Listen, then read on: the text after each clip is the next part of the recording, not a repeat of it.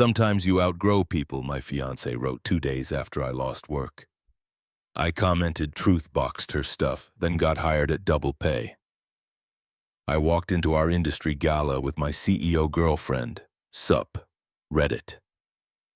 2 days after I got laid off, my fiancé posted a cute little caption under a staged coffee shop photo and then dumped me over the phone.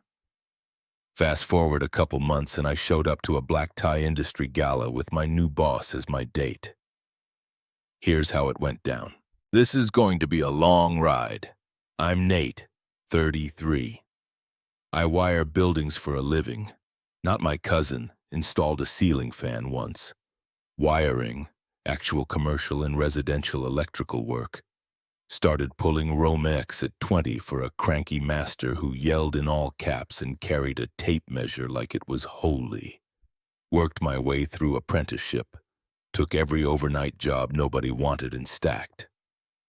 5 years in, I had my journeyman. 10 years in, I had my master license, a state inspector on my phone, and a reputation for not cutting corners. I own a small shop, North Rim Electric LLC. Nothing flashy. I've got a 2-bay unit in an industrial strip, a 16-foot enclosed trailer, a used Chevy Silverado 2500 with ladder racks, and 2 scissor lifts I financed when copper prices made me question my life choices. I track everything in a spreadsheet. Receipts, materials, labor, permit fees. Last year, gross revenue was $228,400. Net after everything around $96,300, and I paid myself $68,000. Not NBA money, but my bills are paid and my stuff is mine. Speaking of mine, I own a 3-bedroom ranch on the east side. I picked up for $246,000 3 years back. 20% down because I don't enjoy making banks rich. Payment with escrow is $1,160. I have a 1-car detached garage where I store the don't touch that or it bites you spools. My shop lease is $1,100. I keep a 6-month emergency fund. Learned that from my Uncle Ron, who got torn in half by a messy divorce where he gave up a boat, the cabin, and what felt like his spine. He's fine now, but he repeats, protect your stuff like it's scripture. So yeah, I keep finances separate. I had already told my then fiancée Sierra that if we ever married, we were getting a prenup. I said it kindly with a spreadsheet, which is how you know I meant it. Sierra, we met 3 years ago at a friend's backyard cookout. She was 29 then, 32 now, dark hair, gym person, but not obnoxious about it. Nice laugh. She worked as an HR coordinator at a mid-sized medical billing company. Her salary was $52,000 last I asked. When we met, everything felt normal. She liked that I could fix things. I liked that she had her life together and wasn't trying to live on Instagram. Or so I thought. We dated 2.5 years. I'm not exaggerating when I say I showed up. When you run a shop, free time is a myth with a mustache, but I made it happen. Sunday dog walks with my brown mutt ranger who thinks geese are federal agents. Tuesday dinners. Saturdays we do errands and I'd carry her IKEA boxes. Even though those flat P-pack instructions are enemy propaganda, we took small road trips to nearby state parks. I surprised her with a weekend at a little A-frame Airbnb one fall. Chill. No drinks involved, just hot chocolate. We split checks most of the time because I'm not anyone's ATM, and she said she respected that. Cool. Then we got engaged. Small ring. My grandma's stone reset. Simple. $800 in custom work, and she cried, said yes, and I ugly smiled like a clown. We didn't move in together because I don't play. Let's merge lives first, figure out money later. We agreed to keep separate places until right before the wedding. She had a 1-bedroom apartment across town. I made her a copy of my house key anyway for practical reasons, and she made me a copy of hers. This detail is going to matter. 2 months after the engagement, things started changing. Not night and day, more like the thermostat getting bumped 2 degrees warmer. She wanted a bigger wedding. She wanted upgraded flowers. She wanted a brand name photographer with moody tones. The budget ballooned from the $12,000 we discussed to something closer to $34,000 with the way she was talking. I kept saying no. She started calling me old school in a not fun way, another detail that's going to matter later. Okay, pause for the backstory section because Reddit always asks for context. Me and Sierra met through Drew, my best friend since trade school. Drew is built like a fridge and talks like a guy who learned empathy from a YouTube tutorial. But his heart is loyal. He's the one who shows up when your breaker is fried, your truck stalls, or your brain goes quiet in a bad way. The early part with Sierra, it was normal good. She came to a job site once and watched me do a service upgrade.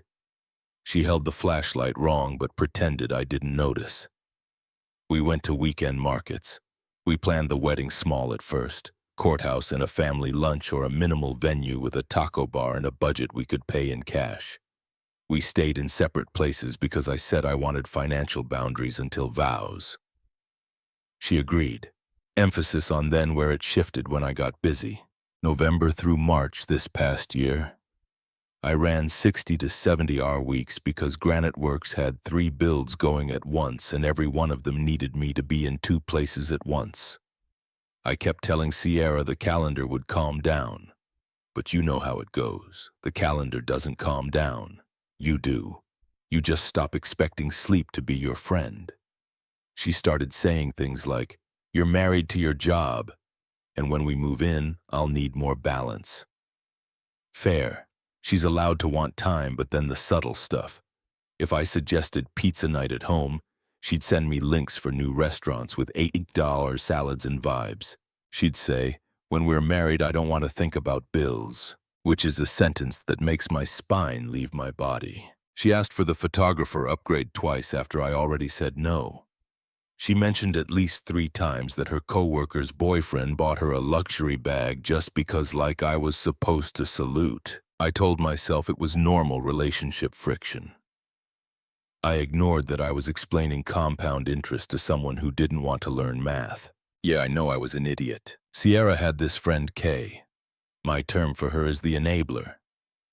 Kay would look at me and smile with her teeth and then say things like, "Nate, you're so practical." The way someone would say, "Nate, you're so damp." She hyped Sierra's bigger ideas. She liked things a certain way, which meant other people pay. I tried to be polite. I also kept Kay 3 states away from my money. On my side, Uncle Ron told me loudly, "Prenup!" like he was calling a timeout in a playoff game. We proposed the prenup after the engagement. Sierra said, "I trust you," which was sweet and also not an answer. When I said it wasn't about trust, it was about clarity. She said okay, but her face did that polite shut-down thing. We scheduled a meeting with Kara anyway. Then Granite Works hit pause. Then the coffee shop caption, then the dump call, and here we are. Everything really shifted the week my main GC paused all subcontracted work. North Rim Electric is my company, but about half my revenue comes as a sub for Granite Works on their new builds. When they lost 2 contracts, my calendar emptied. On Thursday morning, they said all sub work was paused for 6 to 8 weeks while the developer sorted funding. Functionally, a layoff when you're a sub. That was 90% of my scheduled labor for the month. If you've been in trades long enough, you know the drill. You take a breath, you call your crew, you shuffle, and you go chase other jobs. It wasn't my first slowdown, and it won't be the last. I spent that Thursday and Friday doing responsible adult things, reworking the budget, calling past clients, updating my service ads, and pushing out a no service fee this month promo for panel upgrades. I had 6 months of business expenses and personal expenses saved up. Plug-and-play stability. I was stressed, not sunk. Sierra came over that Friday night. I made chicken and roasted potatoes, and we watched a dumb competition show where adults cry about cake. She pushed the food around, barely ate. Then she asked, "How long till you find something?" "No, we just you." I said, "Could be a few weeks, could be a couple months. I've got 6 months of runway." She made a face like I said I was going to start selling my organs on Craigslist. I explained how contractor calendars work, how cash flow cycles hit, how I load balance jobs between general contractors, how I track POS and payments so I don't float materials for people who pay slow. She nodded like I was speaking in hieroglyphics. She said she had a headache and left early. Ranger watched her go and made that donkey snort dogs do. Should have listened to him. Saturday morning, I'm scrolling on my phone while Ranger harasses my sock and I see Sierra's post. Photo of her staring out a coffee shop window with the classic thinking face hand under chin. Caption: sometimes you outgrow people. Choose yourself. Growth moving forward, know your worth. It had 30 likes. 2 from her friends I'd seen twice. 1 from a guy named Brandon who posted gym mirror selfies and motivational quotes that were mostly words attached to an abs photo. I commented one word, truth. Then I blocked her. Not kidding. The second I hit post, I knew I didn't want to have a debate under her motivational poster. If you're hoping your partner will read your subtweet and catch your meaning, you're not a partner. You're a content creator. 10 minutes later, she texted, "We need to talk." I called. She said she had been reevaluating the last 2 days. Me getting laid off. She used air quotes on the phone somehow made her realize we were not aligned. She said she was moving up at her firm and needed someone on her level. I didn't yell. I didn't argue. I said, "So you're dumping me because my main contractor paused jobs for a few weeks?" She said, "No, I'm ending things because this made me see that you don't have a drive." Me, the guy who has a shop lease, 2 scissor lifts, 6 a.m. starts, and a spreadsheet that sleeps under my pillow. I ended the call with, "Copy that. I'll have your key boxed up. You can pick up your things Sunday afternoon." After I hung up, I stared at the wall for a solid minute. Then I got to work. I walked around my house and collected everything Sierra had in the bathroom drawers. The guest closet, my nightstand, hairdryer, flat iron, a drawer full of Skin Air bottles that could have bought Ranger a gold collar. I packed it all into a clear bin and labeled it Sierra. I label everything. I'm that guy. Then I did the list I do when people leave your life. Change smart lock code. I keep physical deadbolts in a keypad, a layered system. Remove access to my home Wi-Fi. Don't laugh. It matters. Revoke access to my streaming accounts and my shop's shared QuickBooks/vendor login.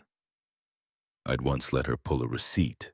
My mistake. I rotated every credential, turned on 2-factor authentication, and pulled an access audit. Call my insurance agent and double-check beneficiaries. My mom, not her, email my lawyer, Kara, and ask for prenup draft to be paused and file closed. Box her stuff.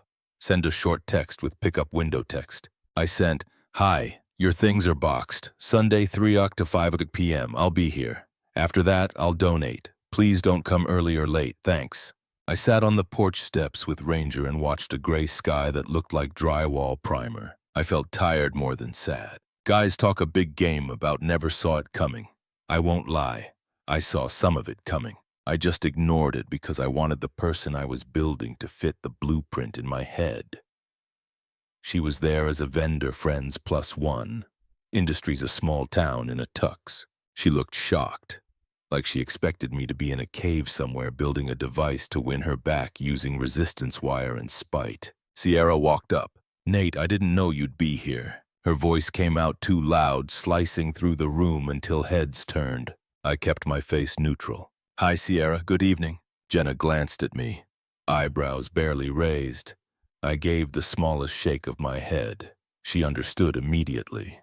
Sierra's gaze flicked to her, quick and assessing. "Oh, hi. Hi," Jenna said evenly. "I'm Jenna." Sierra paused, performing thought. "I'm an old friend." Jenna smiled,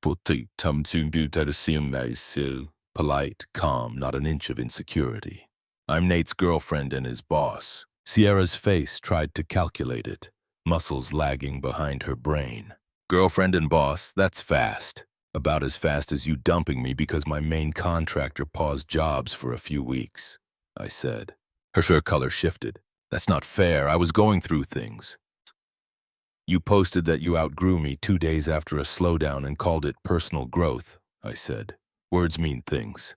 Jenna gave my arm a gentle squeeze and said smoothly, "Excuse us, we have some investors to meet." We walked away. Sierra stayed frozen like her app crashed mid-scroll. Jenna leaned close and asked quietly, "Was that her?" "Yeah," I said. She smirked. "You dodged a lot." "Ranger tried to warn me," I said. Night went well after that. I shook hands, told a guy that his idea for running control wiring under an area that floods is how horror movies start, and got 3 new job leads because apparently people like a straight talker. We danced twice. Slow, neat, nothing dramatic. It felt like breathing in a room full of people pretending to float. At midnight, my phone started buzzing like it was allergic to silence. DMs, Instagram, LinkedIn again, email text from an unknown number. The messages were a bingo card. "We need to talk." That was awkward. "Can we have an adult conversation? I miss you. I made a mistake." "Your boss? Seriously, people will think you slept your way into that job." I showed Jenna. We were back at her place, still in gala clothes, petting her dog, Moose, a golden who sleeps like he's always clocking out. Jenna said plain and cool, "Block everything, and if she contacts you at work, that's harassment. Document it." So I documented. I took screenshots with timestamps. I saved the unknown numbers. I made a folder titled Sierra. Monday morning, our office manager, Grace, pulled me aside. "Weird question. Did someone named Sierra try to contact you this weekend?" I said, "Yes, my ex." Grace said, "She called the office number Saturday morning saying it was a family emergency. I told her we don't give out employee info. She got aggressive." I said, "Thanks for the heads up." Grace said, "I marked it down." Then she handed me a sticky note. "Document everything." I already was. Tuesday, my old coworker Cal, guy who once split a burrito with me when I forgot my wallet, saint behavior, texted, "Dude, Sierra is telling people you're dating your boss, making it a whole scandal. She said you got fired for misconduct and now you manipulated some older woman to hire you. Heads up." I called him. "That's a lie. And Jenna is 3 years older, not 20. Cal said, "I told her she was being wild. She's on a campaign." I thanked him and added that screenshot to the folder. Wednesday, it escalated. An email to HR from concerned colleague landed in Jenna's inbox and mine. Subject: ethical concerns. The body read like it was written by someone who just discovered corporate buzzwords. "I have concerns about the relationship between employee Nathaniel White and CEO Jenna Hart. This is a clear conflict of interest and appears to involve favoritism and possibly began before his employment. He was hired under suspicious circumstances after being terminated at his previous job. It asked for an investigation. Timelines were wrong. Assumptions were loud. The font was smug. I forwarded to Kara and also to HR like a good citizen. HR called me in Thursday morning. "We received a complaint. Can you walk us through your relationship?" I did, flat and simple. "I was hired before we started dating. We keep work clean. She's not on my direct line of approvals. I have documentation of the harassment since Friday." Presented screenshots like a boring detective. HR nodded. "We'll document. If she continues, we'll pursue legal action." "You're fine." That afternoon, Jenna received a cease and desist from some budget lawyer representing Sierra. The letter claimed intentional interference with prospective economic advantage and defamation. I guess me moving on stole the economy. Kara read it and laughed in lawyer. "This is not a thing," she said. We sent a response that was basically, "Here's the actual timeline. Here's the evidence that the complainant is an ex looking for chaos. Stop contacting our employee in our office or we'll file for harassment. Certified mail, file copies, everything neat." For 3 days, silence. Then Friday night, I made dinner at Jenna's. Stir-fry, because I can wield a knife in a wok. And my phone rang from an unknown number. I answered because I like knowing who's trying to sell me a warranty. "Nate." It was Sierra, voice shaky. "You ruined my life. Everyone thinks I'm crazy. Brandon broke up with me." I blinked. "Who's Brandon?" "My boyfriend," she said like I was supposed to have a scrapbook. "He said I'm obsessed with you." She continued, "You paraded that woman around to make me look stupid." I kept my voice even. "Sierra, you dumped me because you decided you outgrew me when I hit a slowdown. I didn't parade anyone. I went to a work event with my girlfriend. She's using you. She wants a younger guy." I said, "Goodbye, Sierra." Hung up, blocked the number, documented the call duration, put my phone down and finished chopping onions. Moose wagged. Jenna set plates like nothing was happening because we agreed we don't feed fires. A week later, Sierra made a burner Instagram. She posted a long rant about narcissistic men who use successful women as status symbols and tagged Summit's account. She didn't name names, but come on. Our social media manager flagged it. Legal sent another letter, this time with restraining order language. The burner went private, then it went silent. I don't do speeches, I do checklists. After the burner post, Sierra went quiet for 3 weeks. I used the time for some asset protection because Uncle Ron's voice in my head never lets me skip a precaution. I moved money to a high-yield savings account only I could touch. Opened a new P.O. box for business mail. Updated my will. Drew gets Ranger, Dad gets the tools, installed a driveway camera, not paranoia, just documentation. Then came the driveway scene. About a month after the gala, 7:42 p.m., I pulled up from a service call. Ring pinged. Sierra on my porch holding a folder. Ranger barked once. More notification than threat. I parked on the street, called Drew and said, "Stay on the line." He said, "Pocket me. I'll be the angel on your hip." I stopped 8 feet away. "You need to leave." She said, "We need to talk." I said no, put that down and step away. "You owe me a conversation." "I owe you nothing. You ended it." She tried to hand me the folder. I didn't take it. "Say whatever you need to through a lawyer." She went through the breakup script. "You moved on too fast. People think you used her. Everyone who matters knows the timeline." When she stepped toward the porch, I blocked her. "Don't step up here. This is your only warning." My tone stayed calm. Ring was recording. Drew muttered, "Do it. Be a hype man for boundaries." She finally left the folder on the porch and stomped off. Inside were printed screenshots of my gala photos with "How could you" scrolled across them. I put it in a labeled bag because of course I did. The next day I filed for a restraining order. Not out of fear, but because escalation had started. I built a clean timeline. Breakup text. Harassing DMs. HR complaint. Burner post. Porch visit. The judge looked through it for 6 minutes and said, "Temporary order granted." It barred her from contacting me, my family, my work, or tagging my business online. Served officially, documented neatly. It's a statewide order. When she relocated later, my lawyer had it confirmed as enforceable there under full faith and credit. So the terms followed her. She violated it once, technically, a text from a new number. "Hope we can talk when you calm down." I forwarded it to my lawyer, who forwarded it to the clerk. The sheriff made a warning call that ended it. Boundaries don't punish. They teach. Meanwhile, Summit promoted me to lead electrical project manager after an independent review. No favoritism, no whispers. My margins were tight, inspections passed on the first visit. And my crew trusted me because I don't leave them hanging. I show up with wire nuts in every size. My parents met Jenna. Mom baked. Dad asked her favorite screwdriver brand. "Klein?" she said.